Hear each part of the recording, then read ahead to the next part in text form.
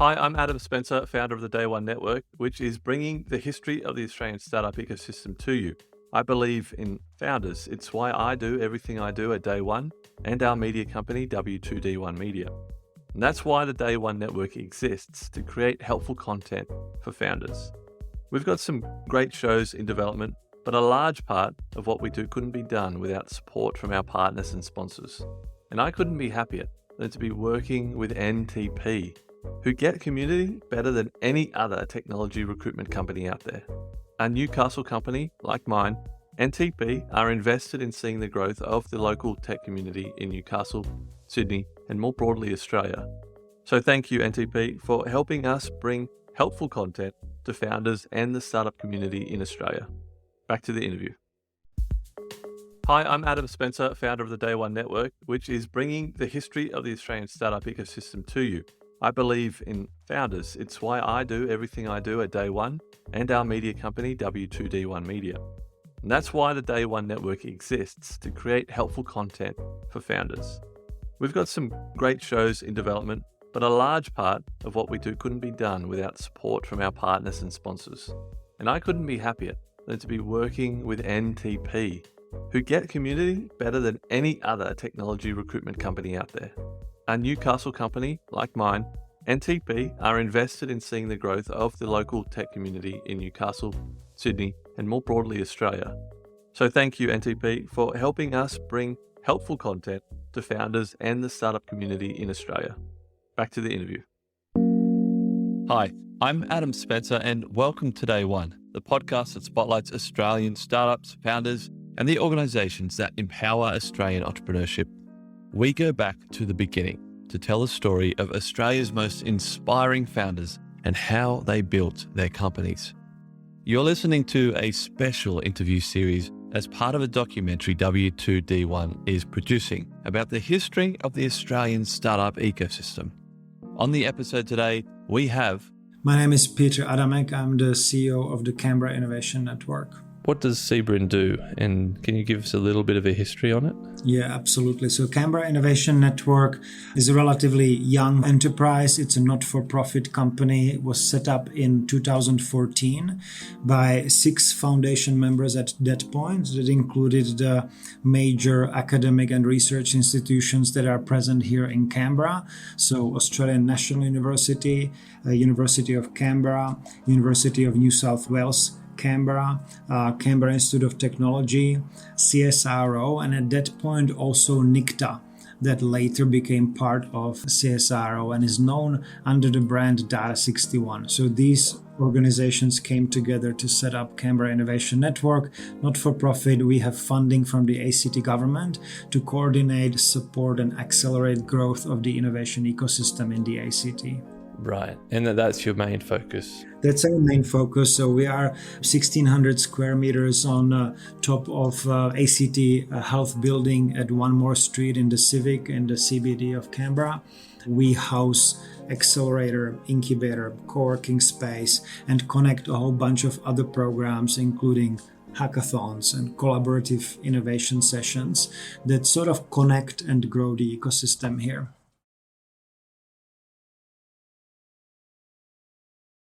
Why do you love your job so much?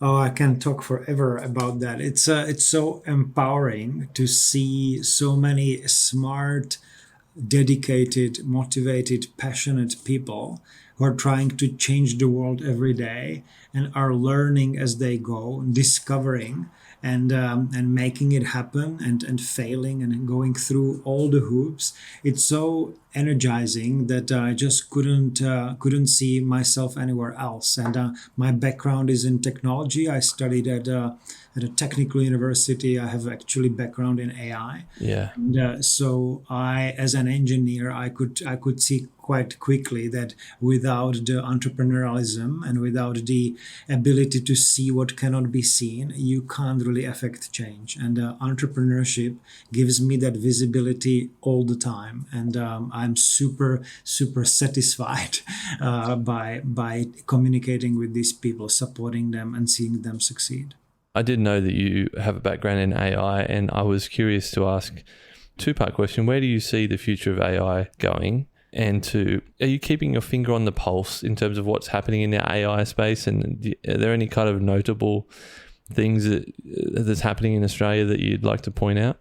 Look, I'm trying to, but truth is that I studied this in the 90s before it was, too sexy. It was the time of ICT, and I wanted to do something on the edge of it. So that's why I chose AI. And we did a lot of neural networks and expert systems and machine learning, right? Just the standard AI. Yeah. What I sort of see the future of AI being, and it's quite close future, it's the robots building robots. I think that's one that's sort of yet not fully explored, but it's already happening through the industry 4.0. You know how factories are now managed by robots who are being watched by other robots. Yeah. And so we are slowly getting there. You see the low code or no code applications happening that help humans do the job faster and better, and then not have to be software developers who are specialists. So you can imagine how the machines are able to do the same thing as well. And so here in Canberra, for example, we have a lot of companies that are leveraging AI, whether it's to generate new content or whether it's to monitor how networks work and where documents are stored. And so the applications will be everywhere, and it will be assisting people to do their job better, and they will need to learn how to work with AI.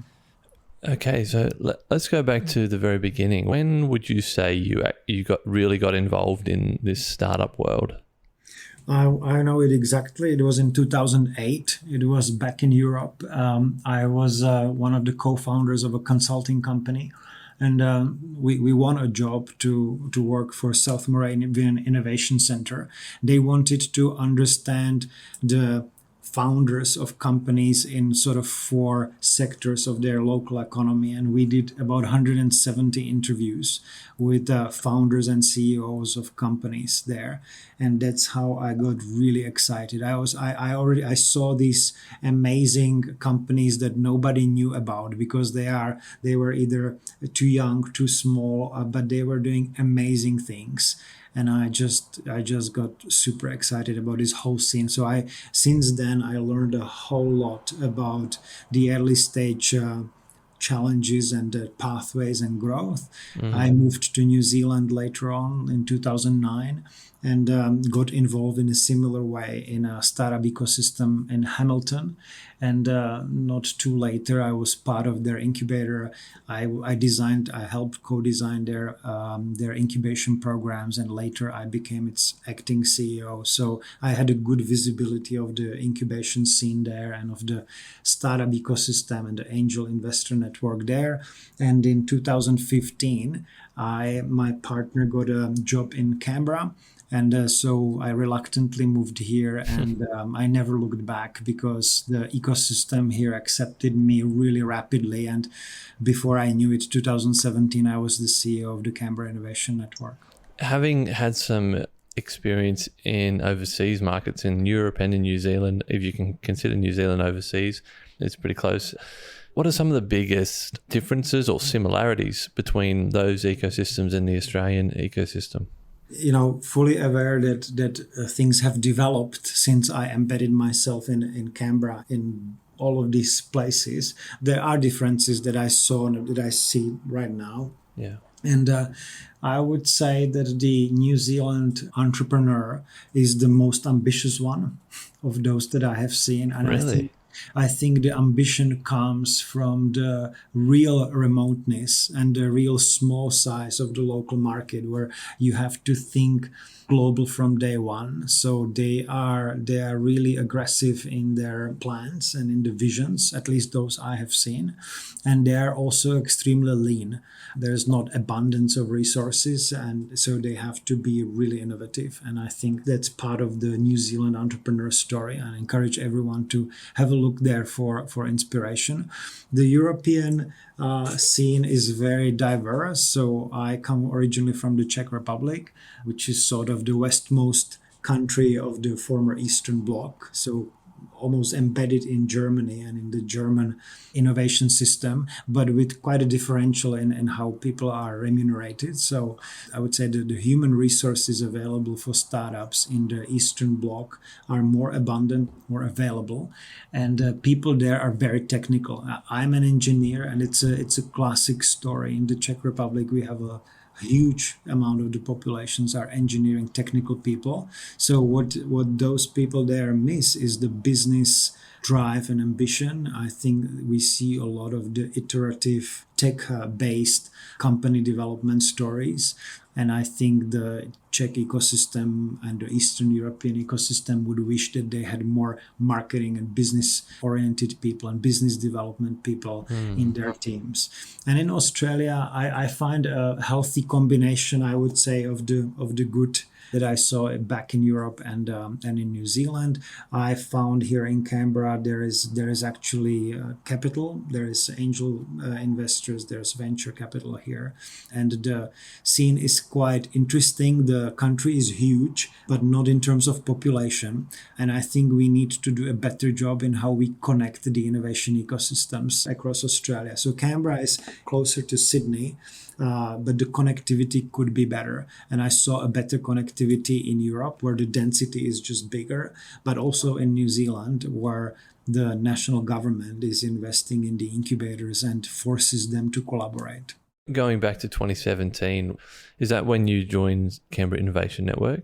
No, I actually joined earlier. I first joined the co-working space here while I was still living in New Zealand. I sort of traveled back and forth. That was in late 2014, beginning 2015.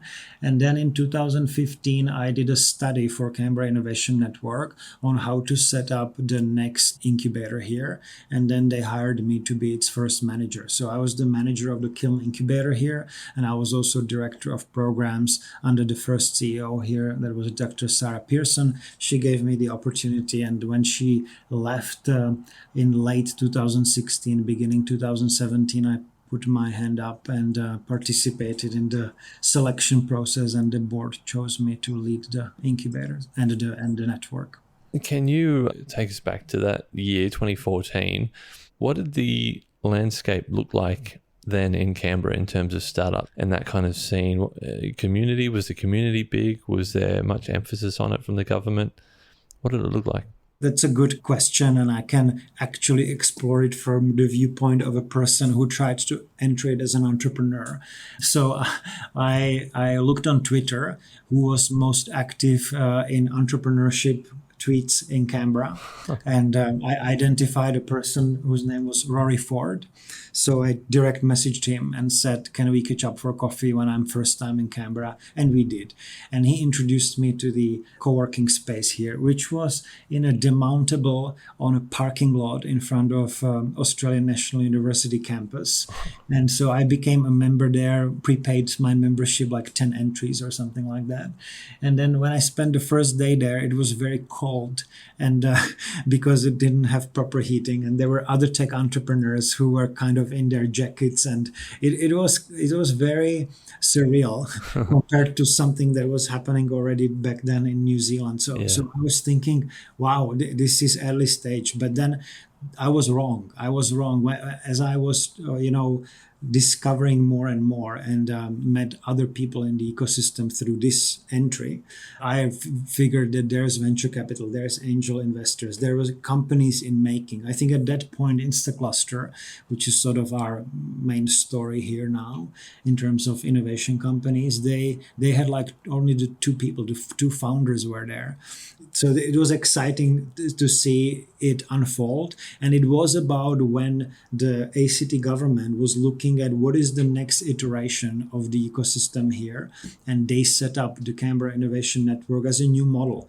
And it was like the position was that the ACT government will put in money into something like this as long as the universities all collaborate together on it. That was the sort of a founding moment for the Canberra Innovation Network. But I must say it's not the beginnings of it. It's just the beginning the way I saw it. But there was a lot that was happening before, whether it's Creda Ventures, an incubator back in the 90s, or Epicorp later, or Lighthouse, a business innovation center. So So there was a history of business incubation in Canberra that was actually quite long and in global scale quite pioneering. So there was a lot to build on, and that's why I think the next stage with Canberra Innovation Network was very successful.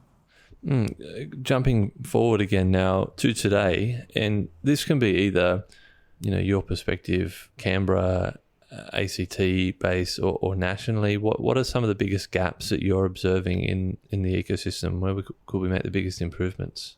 Look, that's a great question, and one I was thinking about. To me, probably the number one would be the connectedness across the national innovation ecosystem, because we are not such a huge nation, 24, 25 million people. We should be able to have good, regular visibility, connectivity, and not in too many fora so that it becomes complicated. What I saw in New Zealand, and fully realize it's a smaller country, the government funds the incubators through an incubator support program. And they forced them to come together at least once a year. Well, at least when I was there, that was the major source of growth of the ecosystem. Learning from one another, spending the 2 days together, almost opening the kitchen of how we do things in customer validation, in business support, mentoring, working with angel investor groups, and so on. So that was even more important than the money that came from the national government in a steady way across the incubators. But I wish something like that existed here, and I wish the Department of Industry took a lead in this and connected or with other partners, and connected the incubators in a learning and sharing way. What do you think we as a community, like a startup community, are doing really, really well at? What separates Australia from other ecosystems? What I like about the Australian way of doing things is actually the opposite of the sort of uniformity and too much connectedness, and that is the diversity. So you have the ecosystems evolve individually on the state around the major metro areas level, and then each of them has a different flavor, and the story of that each ecosystem is relevant to those stakeholders there, their thinking, and so on. So, and that diversity in some way works. I always am inspired and learn to see how things change and how they have changed in Brisbane or Melbourne when I'm able to visit. So I think Australia, despite this sort of lack of coordination or top-down, has created some amazing, unique local environments in which the passionate people who want to see startups succeed are working with those who want to see the ideas come together. So that's probably what we do well. And then I think the next step is to respect the diversity, but also connect it in a, I would say, non-competing way, because we are too small to kind of compete or exclude each other. We need to work together, and we need to, maybe even with New Zealand, and I would be much for it, because together we mean something on the global scene of innovation and startups, and that card can be played much more. We should try to attract here major events, and we should try to promote the Australian and New Zealand way of entrepreneurship, which is slightly different to the American, but sourcing a lot of it, and we should try to apply it locally as well, so that others can learn from us.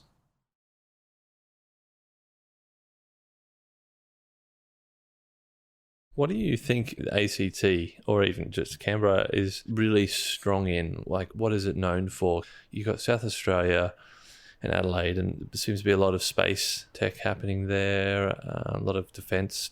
Sydney is fintech. Yeah, what do you think Canberra is known for? I will probably start with cybersecurity, but because that's a logical place for a city where the major industry is government and related to public funding. However, space industries is developing here as well. We are a city that is very knowledge intensive. The knowledge institutions in the local economy play a very important role.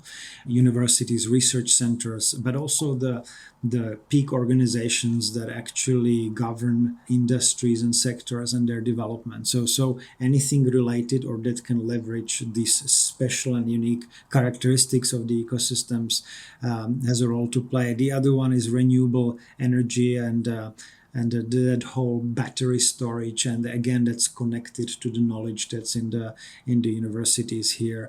Defense, of course, so the cybersecurity, space, defense triangle of specializations is quite closely related here. You have the major contractors to government here, and so work around them and for them, and innovation that can help them and that can connect to their supply chains.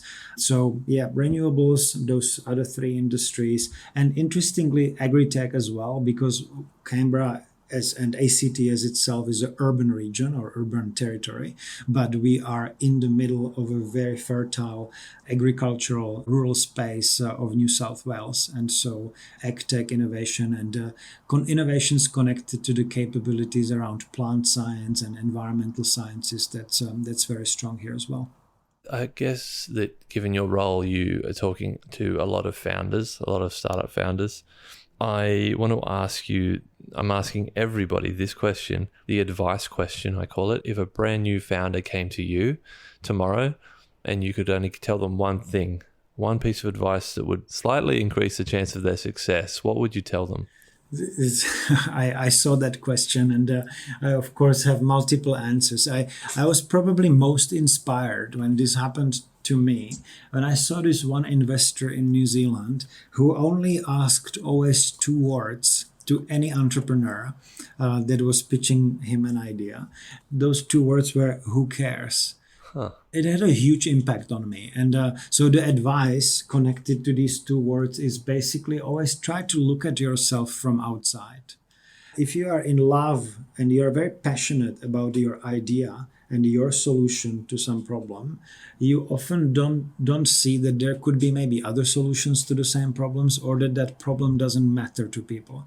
So the ability to kind of step outside and look objectively at yourself is probably a universal rule of professional growth. But in entrepreneurs, it is a must. And if they can't do it, if they are too connected to their ego and too much to the way they do things and want to just convince the whole world that that's the way it should be done, I think they will struggle, and they need to learn quickly the ability to see themselves from outside, realize who cares, and talk to people, and be open to actually hearing the answers that they don't want to hear. That's probably the biggest ticket to success, is to be able to deal with this.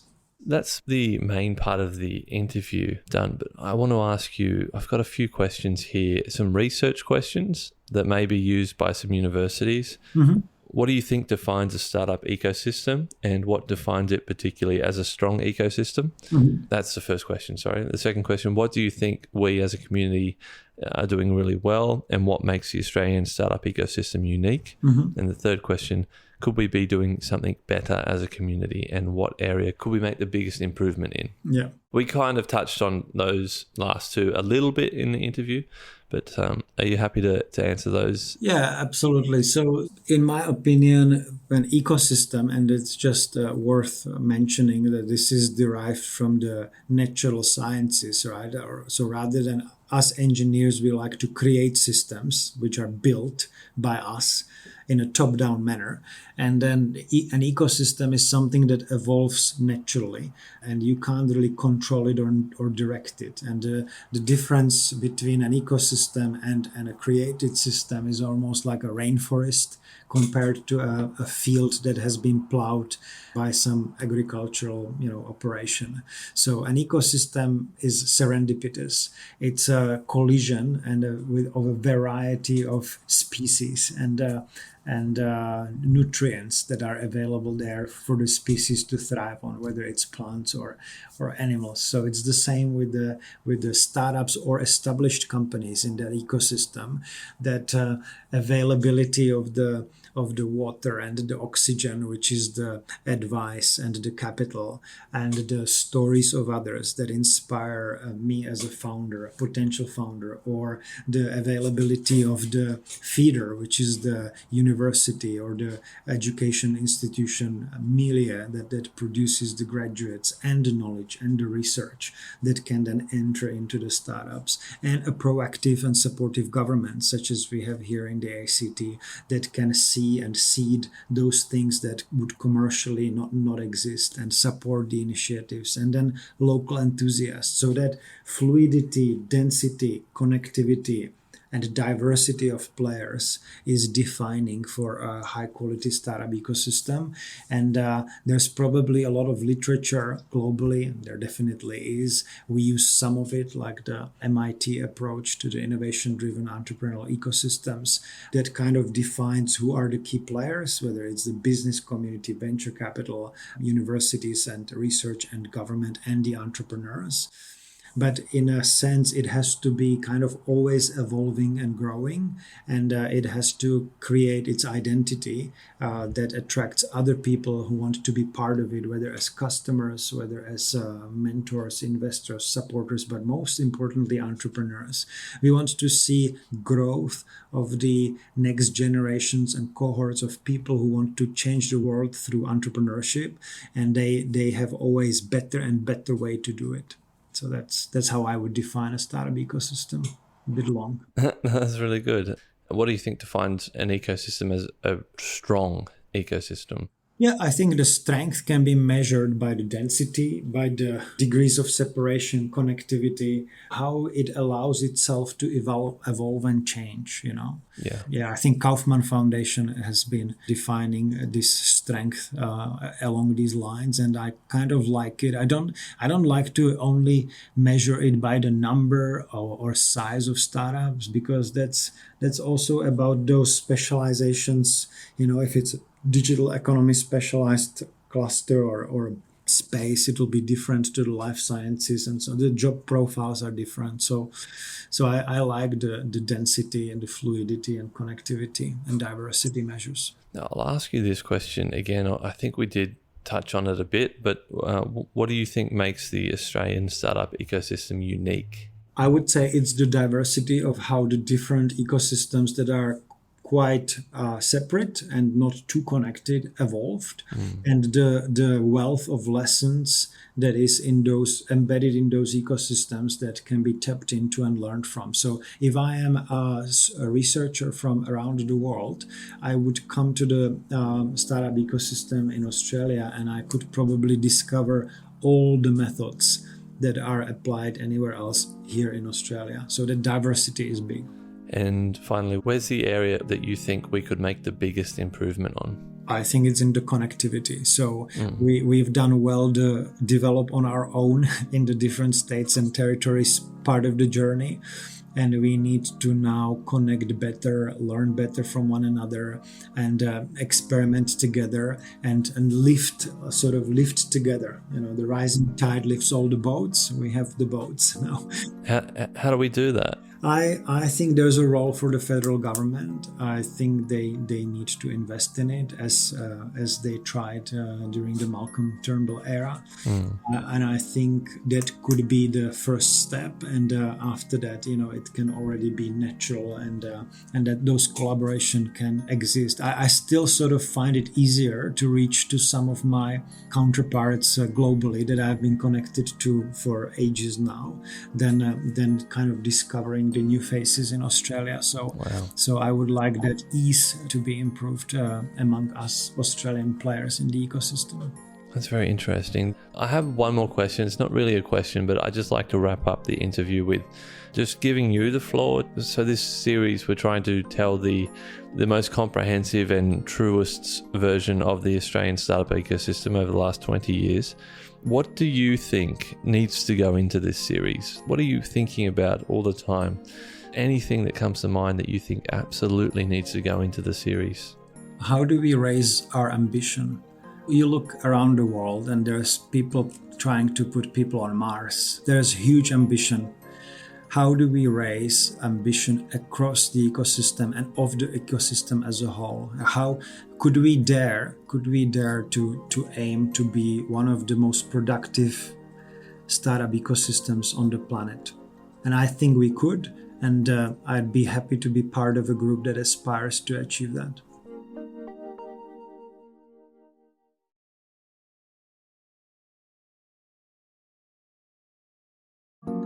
I hope you enjoyed that interview. More interviews are on the way. Follow the podcast wherever you're listening right now. Stay tuned for more interviews with many, many more amazing people from the Australian startup ecosystem. Thanks for listening, and see you next time.